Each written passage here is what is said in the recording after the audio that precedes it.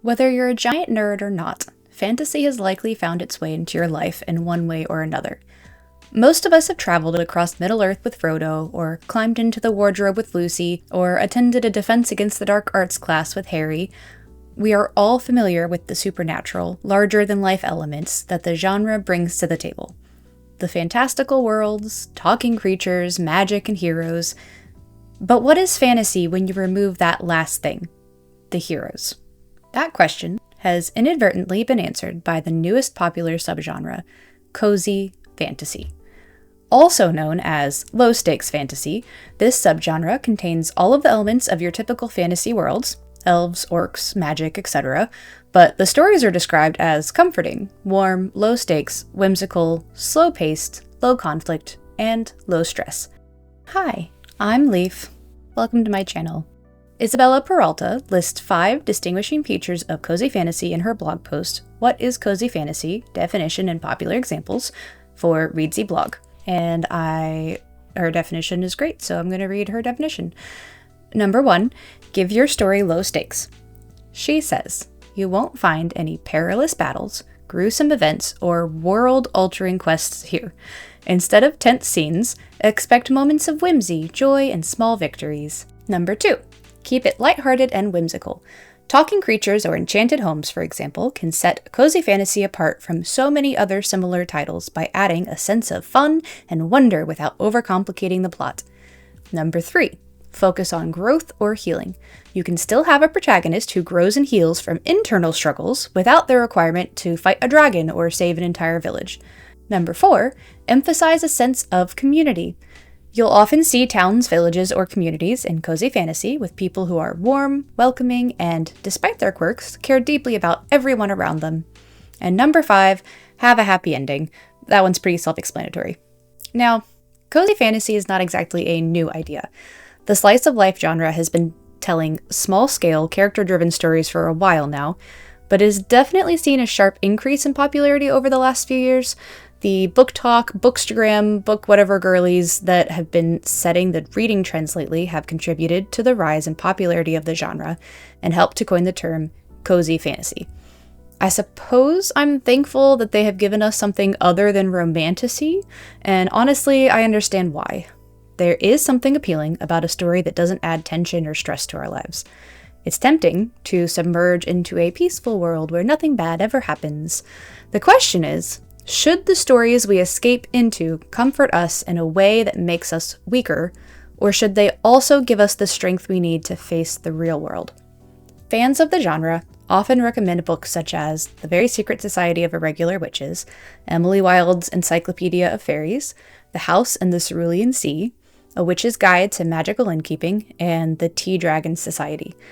After I lay out my issues with the genre, I'll dive deeper into 2 other examples that I've recently interacted with. And I'm warning you now, at least one of them is going to make a lot of you very, very angry with me. So, what is my issue with cozy fantasy exactly? Is it the focus on character development, the slow pace, the small-scale setting, the lighthearted humorous tone? Absolutely not. I love all of those things.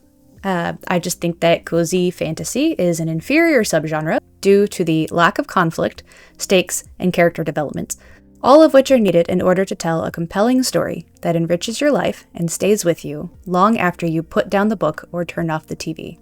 Conflict doesn't have to be violent or bloody. It is simply the obstacles that get in the way of the protagonist reaching their goal. Conflict is what makes a good story. When you try to tell a story without anything negative happening, the rest of the story is just neutral. At its heart, it is the clash between good and evil. Just like the balance of the Force, without evil there is no good. Without darkness, you can't appreciate the light. As Sam puts it, even darkness must pass. A new day will come, and when the sun shines, it will shine out all the clearer. Conflict is what makes a story matter. It gives it purpose. It isn't just another storytelling device. It helps us face the darkness by giving us the tools we need, like courage, perseverance, sacrifice, and hope. While conflict is what prevents the protagonist from reaching their goal, stakes are what happens if the protagonist fails to reach their goal. In order to care about whether the protagonist reaches their goal, we have to be provided with serious enough stakes. The stakes don't have to be the fate of the entire world, but they do have to matter enough for us to root for the protagonist to succeed. Princess Buttercup will be forced to marry Humperdinck unless Wesley can stop the wedding in time. The White Witch will keep it forever winter and never Christmas if Aslan and the Pevensies can't defeat her. Dorothy will be stuck forever in Oz unless she can find a way home. These consequences deeply affect the characters in the story and invoke a feeling of, oh no, we can't let that happen. The elements of a story plot are exposition, rising action, climax, falling action, and resolution. These elements need to be well balanced. If there's not enough rising action or climax, then the falling action and resolution are not satisfying. The tension of the rising action is driven by the stakes. The climax is the moment when the conflict reaches its peak. If the stakes have been well developed during the rising action, the climax can put us on the edge of our seat. It's what makes us start another episode at 2 a.m. or finish the last half of a book in one sitting. The dire need to know what happens next is constructed from the stakes and the conflict. Only then can we experience a satisfying resolution. Before we can truly enjoy our resolution, though, we have to learn to care about the characters. Many of these cozy fantasy stories take place after the falling action of a story that happened off-screen. They show us the heroes enjoying their peaceful resolution after their battles have been won and their adventures completed. But if you jump into a story during the resolution, you are watching the credits roll over characters you know nothing about and haven't grown to love and care about yet. The claim is that cozy fantasy focuses on character development over action or plot. But can you really have character development without conflict or stakes? People cannot experience growth without facing obstacles. We find out who our characters truly are through how they react to conflict, and that is what makes us like or dislike them. If we didn't come to know and love Princess Buttercup or Wesley, we wouldn't really care all that much if they were separated forever. But because we are shown how each of them responds to the challenges thrown their way, and how hard they have fought for each other, we are able to care about how their love story ends. Character development happens through conflict. Now, let's get into some examples of how the lack of conflict, stakes, and character development look in practice. The first is the book Legends and Lattes. It's about an orc who is retired from adventuring and wants to start a coffee shop, and 85% of the book is exactly that. Viv and some friends she makes along the way, opening and running a coffee shop. There were 2 moments in the book that I thought we were going to get some conflict. The first was a mob-like organization run by a mysterious character named the Madrigal, demanding that Viv pay them a regular fee to leave her shop alone, which Viv is very against doing. The second was one of her old colleagues, Venice, who is angry that she abruptly abandoned them, keeping a magical item to herself that he believes she should have shared with the group. Both of these conflicts fell majorly flat, with the Madrigal turning out to just be some nice lady that accepts baked goods instead of the money she originally demanded, and Venice burning the coffee shop down and then just leaving. It was over quickly and barely impacted anything, as the coffee shop is quickly rebuilt. The stakes in the book are very low. Viv's goal is to start a new life and open a coffee shop. She wants to share the gnomish invention of coffee with the people of this new town she moved to. What happens if she fails to accomplish this goal?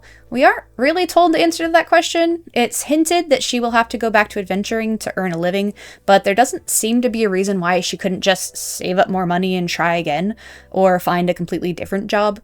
Viv has a want, not a need. We are left with this feeling of, yeah, it'd be nice if the coffee shop succeeds, I guess. Not exactly the kind of stakes that keep you from putting the book down. The area where Legends and Lattes falters the most is character development. We see a main character who, when faced with conflict, easily succumbs to it. When the coffee shop burns down, we see Viv collapse, crumble, give up. Her friends rebuild the coffee shop, which might be seen as a strong message of friendship and how we sometimes need the help of others to accomplish our goals. But this is not Frodo collapsing under the weight of the ring and being carried by Sam up the mountain in the final stretch of their long journey. The grueling conflicts Frodo and Sam have endured, and the immense weight of the consequences should they both fail, contribute to the moment when Frodo is forced to rely completely on his friend to help him reach the finish line. If the message of both of these scenes is that sometimes you need to rely on others to help you, it's pretty clear how conflict and stakes affect how well that message hits. Because one of these scenes shows a character pushed to his limits who has given everything inside of him to reach his goal of defeating an ultimate evil. And the other is about a woman who's going to have to give her coffee shop another go. I know. It is totally unfair to compare any story to Lord of the Rings, but this is a great example of how without stakes and without conflict, your story has no purpose and your characters have no depth. Supposedly, before Viv gave up adventuring, she was strong and capable. She was to be feared. She faced down her problems with bravery and a sword. But in the story we get to see, she is a character who has shown zero personal strength, who has to be bailed out every step of the way, which goes so far as to diminish the efforts of the people who do help. Now, post-adventuring, she is neither strong nor capable. This is not character growth, this is character recession, and it makes it difficult to care about her and to root for her to accomplish her goal. The second example I want to look at is not a book, but a TV show. A beloved TV show. This is going to ruffle some feathers, especially if any of my family members are watching this video. Frieren is one of the most popular animes at the moment. Now, I realize it is a manga first and foremost, but I've never read the manga, so I will only be discussing the anime. It has a similar base concept as Legends and Lattes, showing the life of a hero after the heroics have concluded. We might see heroics in flashbacks, but the main story is about the wind down, or the post-conclusion. Frieren, Beyond the Journey's End, is about an elven mage going on an emotional journey long after she and her adventuring party successfully defeated the Demon King. As an elf, Frieren's lifespan is much longer than those of her friends, and she watches them grow old and pass away one by one. She decides to try to understand how humans, with their short lifespans, view life. The one human she desires to understand the most is her old traveling companion, the hero Himmel, who was the first to die of old age. Many years after his death, she takes on an apprentice, and the two set off to heaven to talk to Himmel in the afterlife. This goal has incredibly low stakes, and there is very little conflict along the way. I understand the conflict found in Frieren is more emotional than physical, however, it is not developed well enough to draw me in or make me feel invested. The first sign of action we get is when Frieren and her new mage apprentice arrive at a village where 80 years earlier, she and her adventuring party were unable to defeat a demon, so they sealed him away.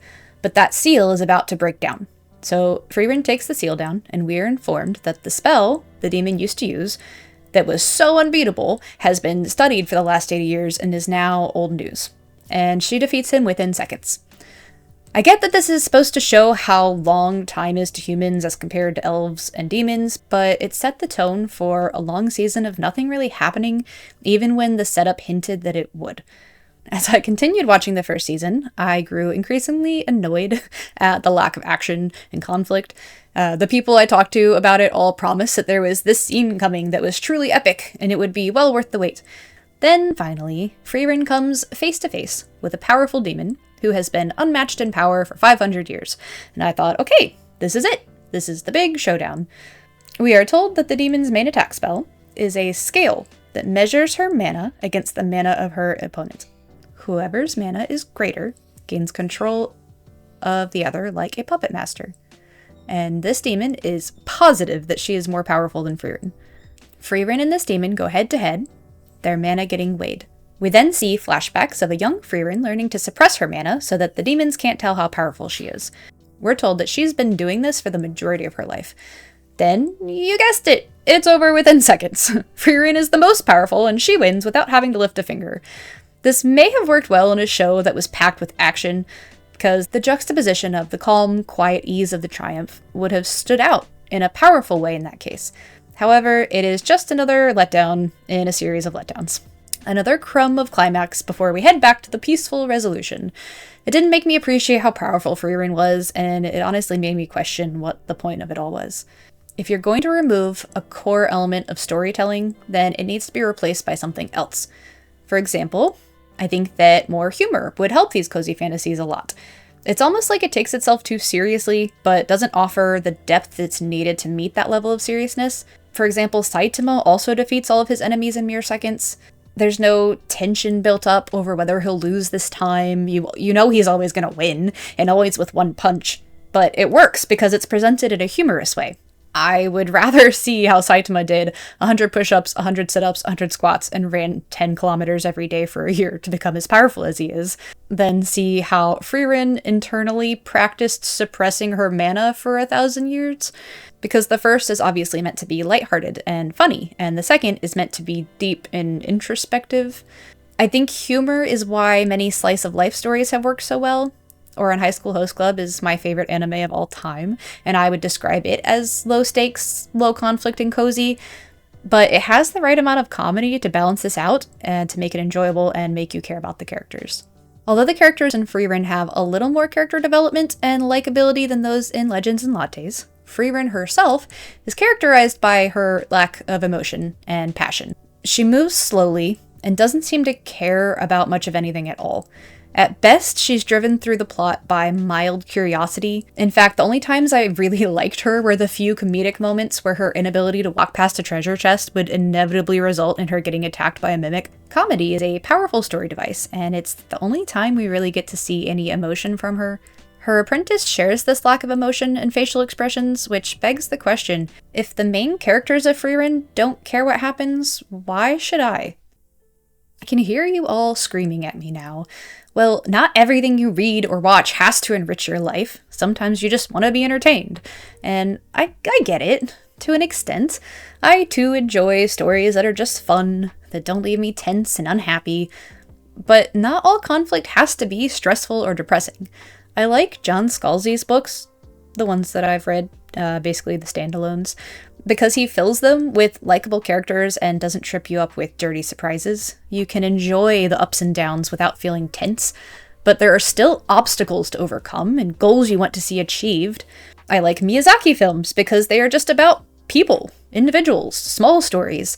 The fate of the world isn't at stake, but the stakes still matter. They are beautiful and at times peaceful, but the characters still face challenges that help them to grow and learn.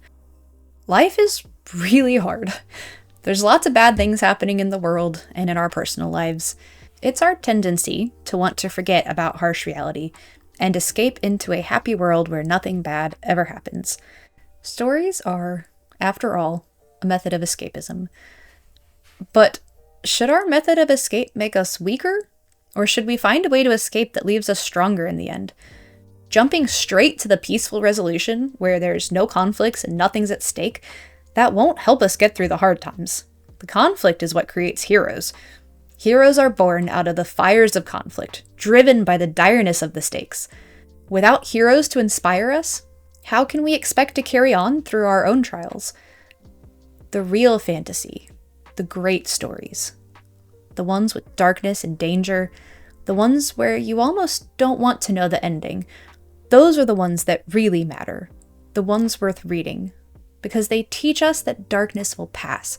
They teach us how to keep going instead of turning back. They teach us there's some good left in this world, and it's worth fighting for. So, if you want comfort, warmth, and relaxation, go sit in a jacuzzi. Don't come for my fantasy stories.